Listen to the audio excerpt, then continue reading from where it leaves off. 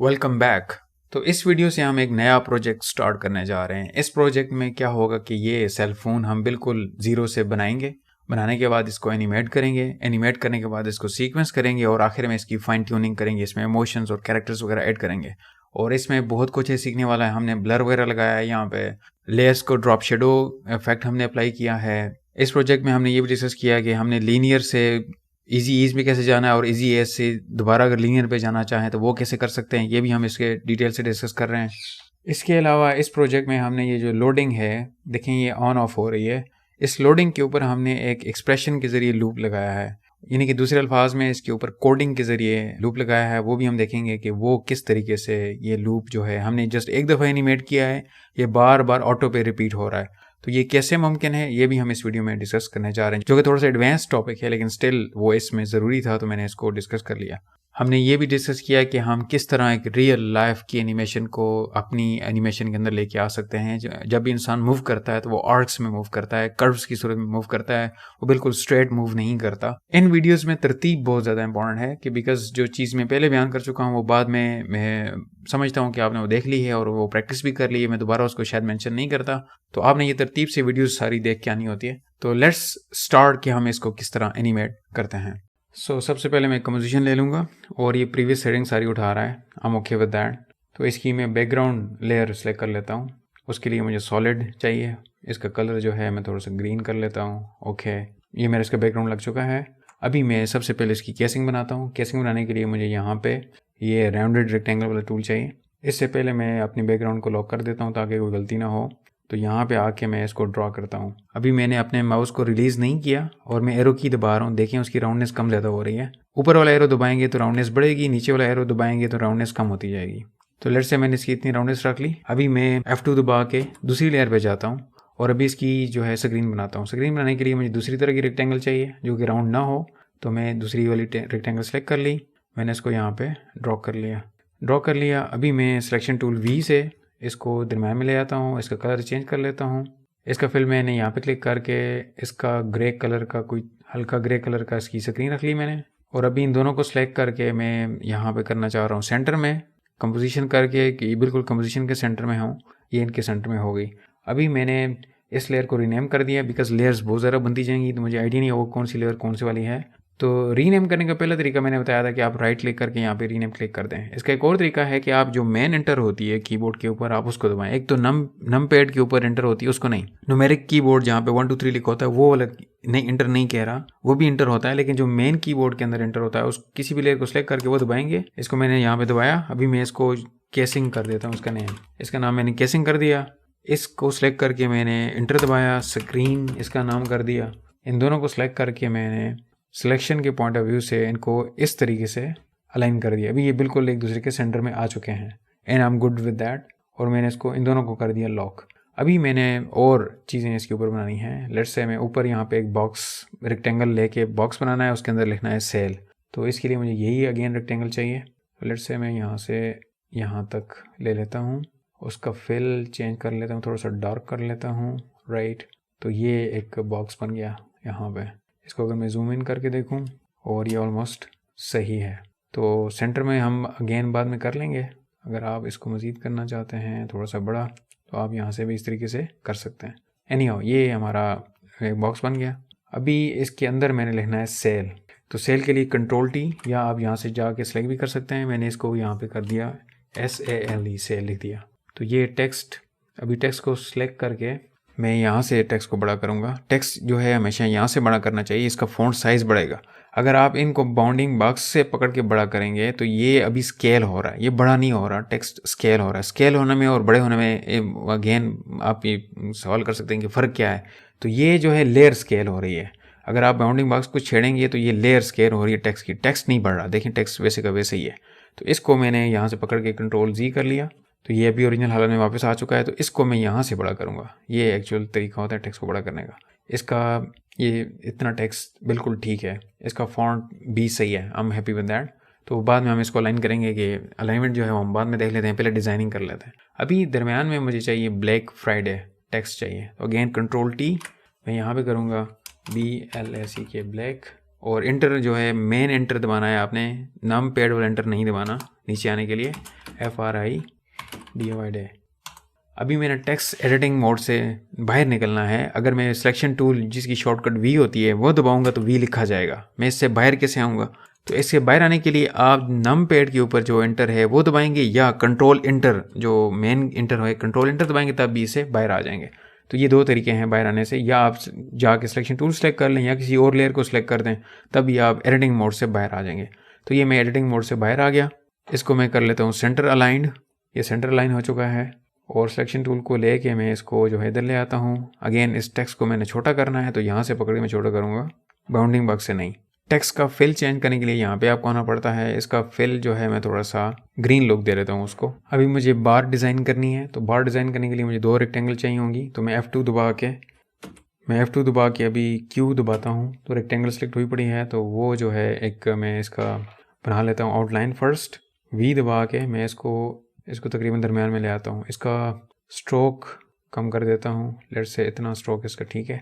अभी दूसरी रेक्टेंगल में लेता हूँ, F2 दबाता हूँ अगेन और Q दबाता हूँ और फिर एक और रेक्टेंगल ड्रा करता हूँ। इसके लेट से दरम्यान इधर से करता हूँ ताकि इसके दरम्यान छोटी सी बने। इसका स्ट्रोक मुझे नहीं चाहिए तो स्ट्रोक के ऊपर क्लिक करके इसका सेम कलर हो, मैं ये कॉपी कर लेता हूँ कोड, ओके कर दिया। अभी फिल में जा इसका स्ट्रोक यहाँ पे जाके इसका स्ट्रोक मैंने कर दिया ख़त्म।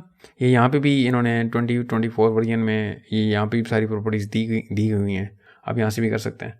तो इसका मैंने यहाँ से स्ट्रोक ख़त्म कर दिया। अभी फिल इसका ख़त्म हुआ पड़ा है तो फिल में यहाँ से करके इसका कर देता हूँ सॉलिड, और फिल का कलर यहाँ से सिलेक्ट करके मैं इसका यहाँ से कर सकता हूँ। आप कलर पिक टूल से भी इसका कर सकते हैं, मैंने उस तरीके से कर दिया। कोड भी कॉपी करके भी कर सकते हैं, सब टू यू।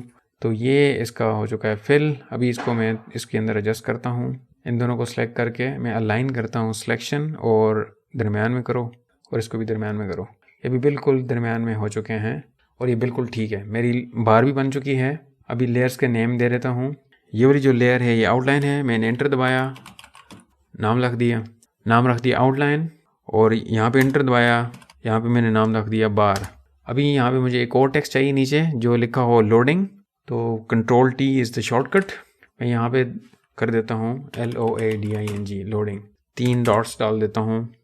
और इसका टेक्स्ट ये प्रीवियस सेटिंग सारी उठा रहा होता है, तो इसका टेक्स्ट बिल्कुल यही वाला होना चाहिए। इसका कलर सेम होना चाहिए। तो कलर पिक टूल से इसका फिल में क्लिक करके मैं ये वाला फिल ले लेता हूँ, बिल्कुल सेम फिल हो गया।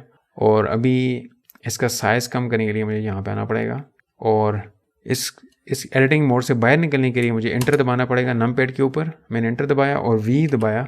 अभी इसको मैं चेंज कर सकता हूँ, इसको और थोड़ा सा बड़ा करना है तो आप यहाँ से कर सकते हैं। इसका फिल मैं वाइट करना चाह रहा हूँ, इसका फिल मैंने जो है वाइट कर दिया, राइट। और अभी नोटिस करें कि इसका जो एंकर पॉइंट है वो यहाँ पे है, इनका एंकर पॉइंट इसका दरम्यान में है, इसका भी दरम्यान में नहीं है, राइट।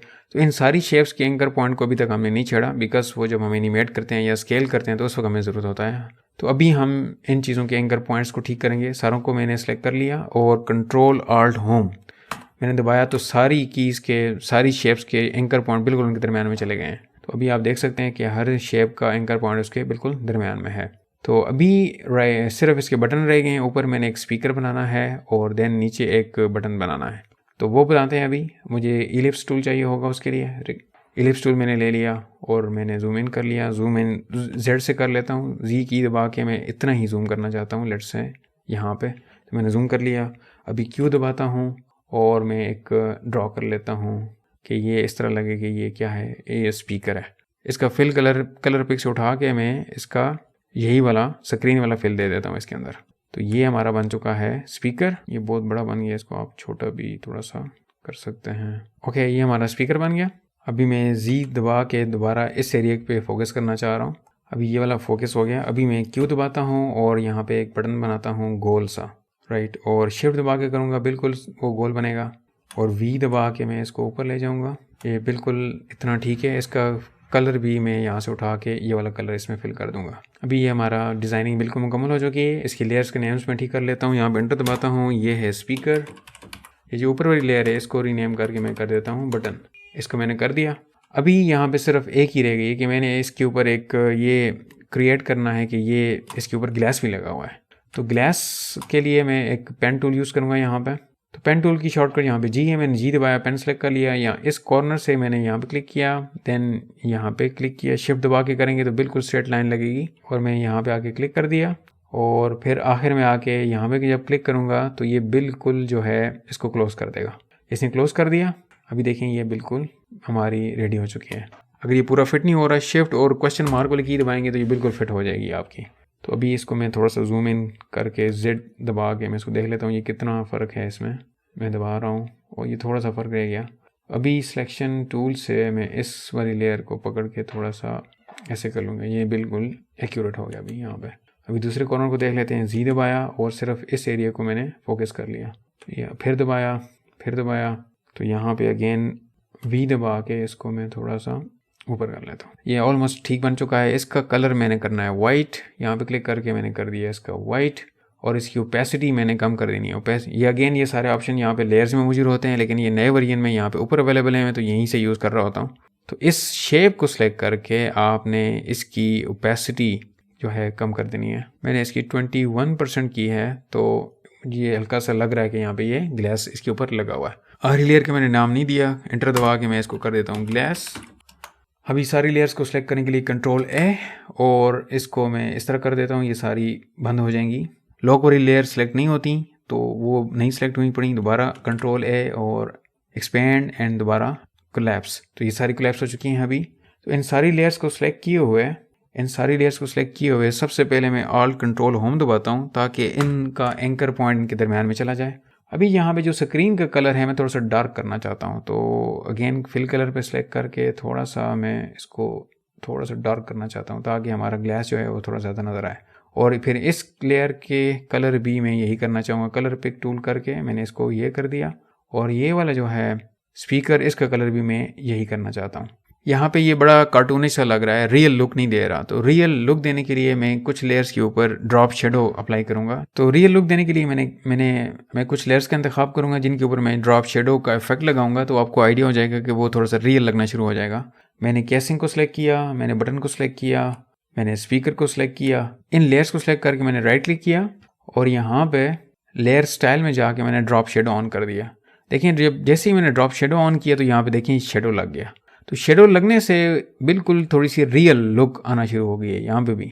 तो ये इस तरीके से अगर आप स्क्रीन को करके भी करना चाहते हैं तो उस पर भी करके देख लेते हैं, अगर वो ज़्यादा रियल लगे तो राइट क्लिक करके लेयर स्टाइल में जाके ड्रॉप शेडो, तो ये भी ऑलमोस्ट बल्कि ये बाहर निकलती नज़र आ रही है। इसको मैं कंट्रोल जी कर देता हूँ। अभी इस लेयर का नेम सही नहीं है, मैं इसका नेम सही कर देता हूँ। ये है सेल के जो पीछे बैकग्राउंड है, सेल बैकग्राउंड, इसको मैं नाम देता हूँ। एंटर दबाया, इसको मैंने नाम दे दिया सेल का बैकग्राउंड जो है वो कर दिया। ये सारी अभी लेयर्स रीनेम हो चुकी हैं, मुझे आइडिया है कि ये कौन सी लेयर कौन सी है। तो अभी इन सारी लेयर्स को सिलेक्ट करके हम अलाइन करने की कोशिश करते हैं। अभी सारी को कंपोजिशन को लेके सारी इस तरह लाइन हो, और अभी अगर कोई चीज़ ख़राब है तो आप उसको ठीक कर सकते हैं। लेट्स से ये आउटलाइन और ये बार, इसकी पोजीशन थोड़ी सी ऊपर हो, मैं एरो की दबा के थोड़ा सा इनको ऊपर कर रहा हूँ, और लोडिंग जो है, लोडिंग का टेक्स्ट जहाँ पे लिखा हुआ है ये थोड़ी सी और ऊपर हो जाए। अभी मैं चाहता हूँ कि मेरा जो ब्लैक फ्राइडे लिखा हुआ है इसका कलर थोड़ा सा डार्क हो जाए, और ये बिल्कुल दरमियान में हो जाए। ये बिल्कुल दरमियान में नहीं है, तो दरमियान में सही करने का तरीका वो क्या है, एक तो मैं पहले इसका कलर करता हूँ डार्क। ब्लैक फ्राइडे यहाँ पे है, इसका कलर जो है I am not good with that fill colour से, तो इसका मैं कर लेता हूँ कुछ रेड सा। I am good with this colour. अभी मैं चाहता हूँ कि ये ब्लैक फ्राइडे सेल और इसके बिल्कुल दरमियान में हो, तो ऐसा करने के लिए मुझे इसके साथ और लेयर सेलेक्ट करनी पड़ेगी। ये आउटलाइन सेलेक्ट कर लेता हूँ लेट से, और यहाँ पे कर लेता हूँ सेल का बैकग्राउंड, ये इन दोनों के दरमियान में है। तो यहाँ पे इनको बिल्कुल दरमियान में करने के लिए डिस्ट्रीब्यूट का ऑप्शन होता है। डिस्ट्रीब्यूट का ये मतलब होता है कि आप एक जैसी स्पेस डिवाइड करना चाहते हैं, तो यहाँ पे मैं क्लिक करूँगा, ये देखें बिल्कुल दरमियान में चला गया। हो सकता है इनका एंकर पॉइंट फिर चेंज हो गया हो, ऑल्ट कंट्रोल होम दबाऊँगा, इनका एंकर पॉइंट बिल्कुल इनके दरमियान में आ चुका है। तो ये बिल्कुल अभी रेडी है एनिमेशन के लिए। तो नेक्स्ट वीडियो में हम इसको करते हैं एनिमेट। तो मिलते हैं नेक्स्ट वीडियो में।